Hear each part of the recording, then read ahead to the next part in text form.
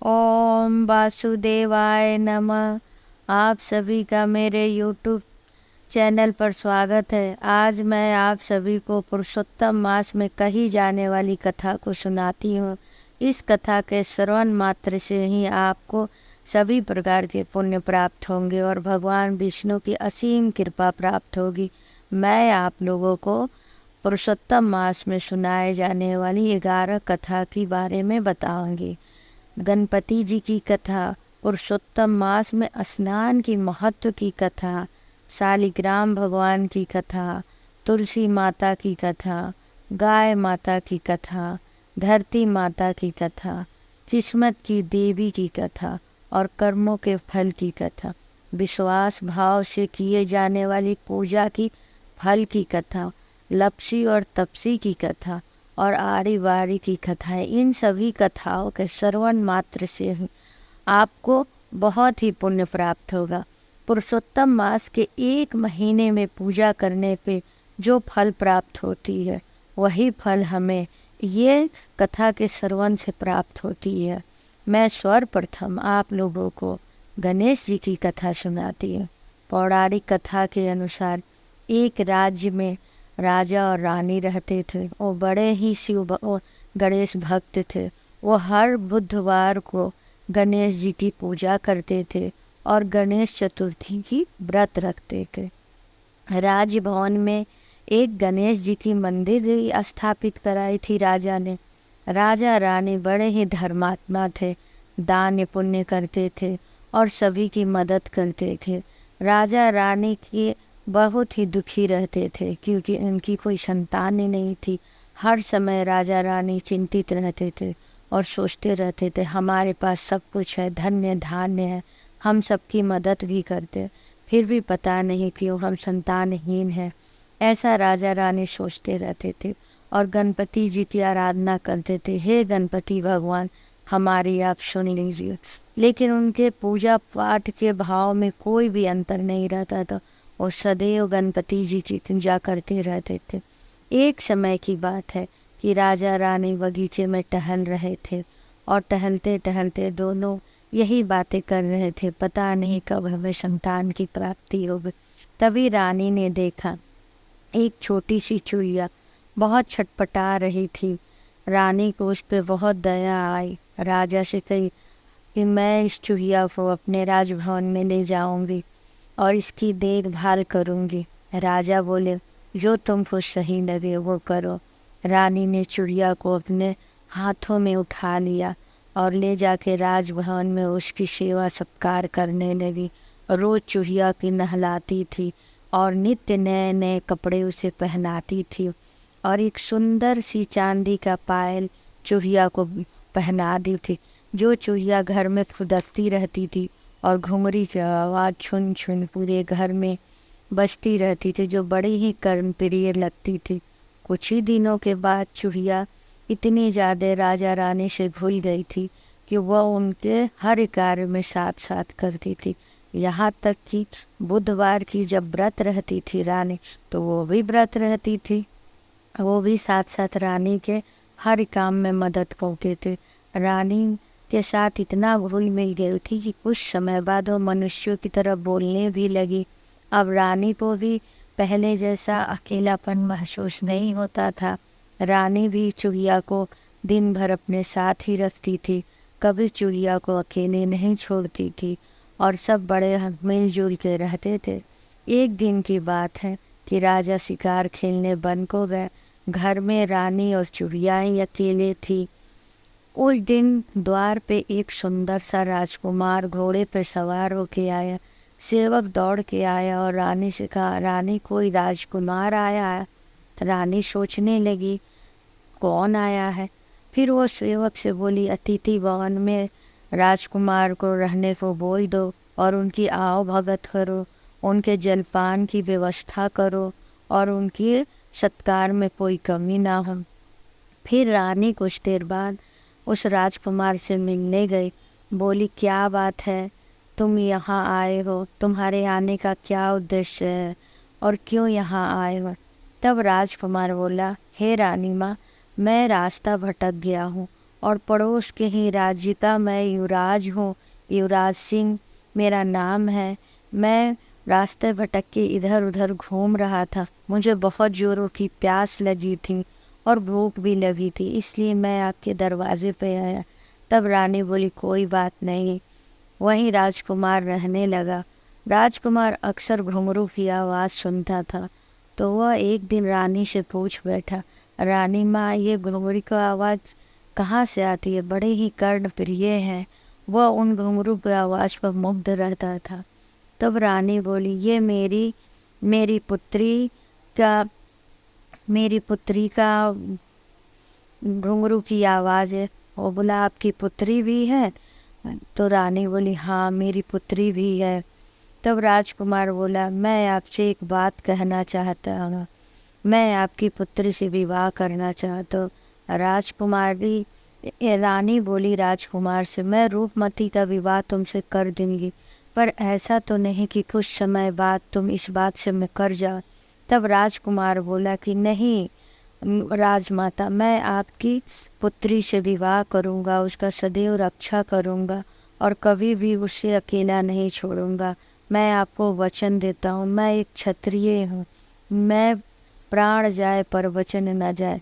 रानी ने उसकी बातों का विश्वास किया और विवाह की तिथि तय हो गई। देखते देखते विवाह की तिथि भी नज़दीक आ गई। रानी माँ चूड़िया के लिए एक सोचने लगी, चूड़िया का विवाह कैसे मैं करूँगी।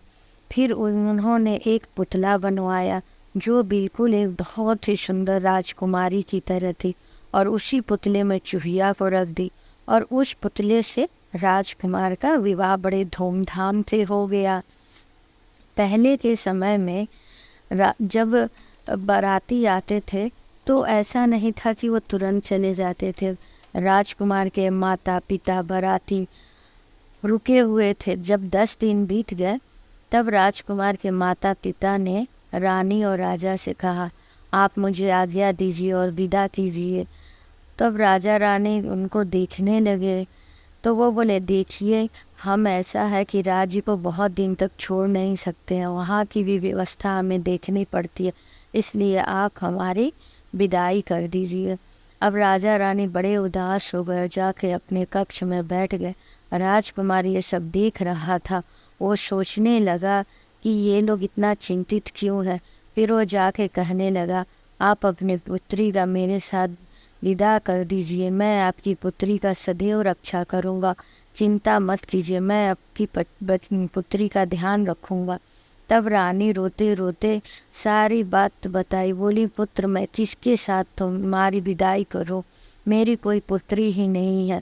और सारी कहानियाँ विलाप कर कर के राजकुमार को बता दी। राजकुमार ने रानी से कहा, आप चुप हो जाइए रानी माँ, शायद मेरे किस्मत में चूहिया से ही विवाह लिखा था। अब आप इस भाग्य को क्या कहेंगी? मेरे भाग्य में जो लिखा था वही हुआ।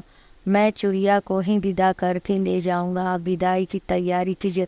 रानी यह सुन के बड़ी बोझिल मन से डोली में चूहिया को बैठाई और भेज दी। जब वहाँ पे पालकी पहुँची तो माँ, भाभी, बहन सब दुल्हन को देखना चाहती थी, उनका स्वागत करना चाहती थी और गांव की औरतें भी आरती उतारना चाहती थी। लेकिन राजकुमार ने कुम्हार से सीधे अपने शयन कक्ष में पालकी को रखने को कहा और दरवाज़ा बंद कर लिया।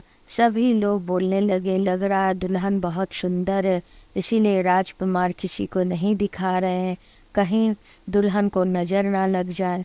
सब बातें बनाने लगे, जितनी मुँह इतनी बातें होने लगी। सबको बहुत बुरा भी लग रहा था।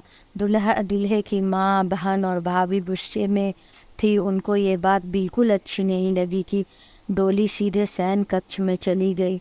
वो लोग बहुत नाराज़ थे, लेकिन राजकुमार ने किसी की कोई बात ना सुनी।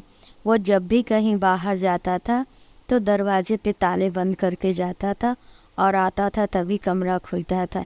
ये सब बहुत दिनों से चल रहा था। एक दिन राजकुमार की माँ, बहन और भाभी बोली, ताने मारने लगी, नहीं दुल्हन आई है तो कोई घर का कार्य नहीं करेगी क्या?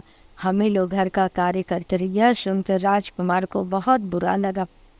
राजकुमार उदास होकर अपने कक्ष में बैठ गया और सोचने लगा, मैं क्या करूं, सब लोग मुझे ताने मारो। तब चुड़ैया आई और बोली राजकुमार से, आप इतने उदास क्यों हैं? तो राजकुमार ने सारी वृतांत बताई कि मेरे घर की सभी लोग मुझे ताने मार रहे हैं, बोल रहे हैं नई दुल्हन कोई घर का कार्य नहीं कर रही, मैं क्या करूं। चूहिया ने उसे आश्वासन दिया, आप निश्चिंत हो जाइए, मैं सब कार्य कर दूंगा। दूसरे दिन चूहिया सुबह एकदम प्रातः काल में उठी और घर की सब साफ सफाई करके रसोई घर में जाके अच्छे अच्छे पकवान बना के अपने कक्ष में आके छुप गई। जब सब लोग घर के उठे, देखे अरे राजमहल तो बहुत अच्छे से चमक रहा है, साफ सुथरा है। रसोई घर में भी गए तो देखे बहुत अच्छी पकवान बनी हुई थी। सबने बड़े अच्छे से पकवान खाए और बोलने लगे, जो इतने अच्छे पकवान बना रही है वो कितनी सुंदर होगी। सब लोग जिद करते थे कि राजकुमारी को दिखा और राजकुमारी को दिखा, लेकिन राजकुमार कुछ ना बोलता था। एक दिन की बात है कि बुधवार का दिन था और चूहिया ने व्रत रखा था। सब लोग लगे बोलने की दिखाओ। फिर राजकुमार आया, उदास होके बैठ गया। तो चूहिया बोली, आप क्यों उदास हो रहे हैं? तो राजकुमार बोला, मैं इसलिए उदास हूँ क्योंकि सब बोल रहे हैं तुम्हें देखने के लिए, मैं क्या करूँ, ताने मार रहे हैं। तो चूहिया बोली, ऐसा है आप दूसरी विवाह कर लीजिए और मुझे ले जाके किसी तालाब में फेंक दिए। तो राजकुमार बोला, नहीं, मैंने तुम्हारे माता पिता को वचन दिया, मैं सदैव तुम्हारी रक्षा करूँगा, मैं ऐसा कार्य नहीं कर सकता हूँ। प्राण जाए पर वचन ना जाए, मैं तुम्हें कभी नहीं छोड़ सकता। चूहिया भी कुछ ना बोले। उस दिन बुधवार का दिन था। चूहिया वो गणेश जी का व्रत की थी और प्रातःकाल उठ के सब कार्य करने के बाद रसोई बना रही थी। तभी उसके ऊपर गरम तेल गिर गया। जब गरम तेल गिरा तो वह तेल के ये से जलने लगी और ओम गंग गणपतये नमः का जाप करने लगी और इसकी मृत्यु हो गई।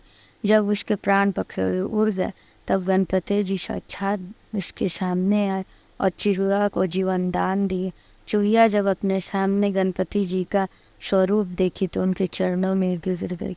गणपति जी ने उसे एक अच्छी सी सुंदर राजकुमारी का रूप दिया और अंतर्ध्यान हो गए।